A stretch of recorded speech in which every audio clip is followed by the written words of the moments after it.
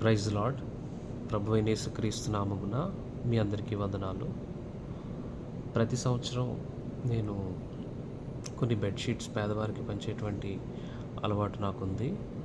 అది దేవుని యొక్క మహాకృపను బట్టి గత 10 సంవత్సరాలుగా నేను ఈ కార్యక్రమాన్ని చేస్తూ ఉన్నాను. ఇది 11వ సంవత్సరం.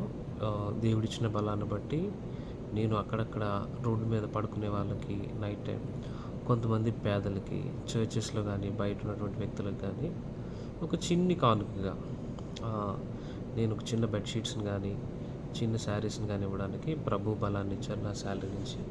ఈ వీడియో ఎందుకు చేస్తానంటే నేను ఎవరి దగ్గర విరాళాలు కానీ ధనాన్ని కానీ అపేక్షించడానికి కాదు. ఇది కేవలం దేవుడిని బట్టి మనం ఇట్టి రీతిగా ఉండాలో కొన్ని విషయాలు నేను తెలియచేయాలనుకుంటున్నాను. నేనైతే చిన్నతనంలో చాలా ఇబ్బందులు పడ్డాను. కానీ దేవుడిచ్చిన కృపను బట్టి ఇప్పుడు దేవుడు బలపరుస్తూ వచ్చారు. మీరు మీ పరిసర ప్రాంతాల్లో మీ చుట్టుపక్కల ఎవరికైనా వస్త్రాలు లేకుండా ఉంటే వారికి వస్త్రాలు ఇవ్వడం ద్వారా దేవుడి నుంచి మీరు ఆశీర్వాదాన్ని పొందుకుంటారు.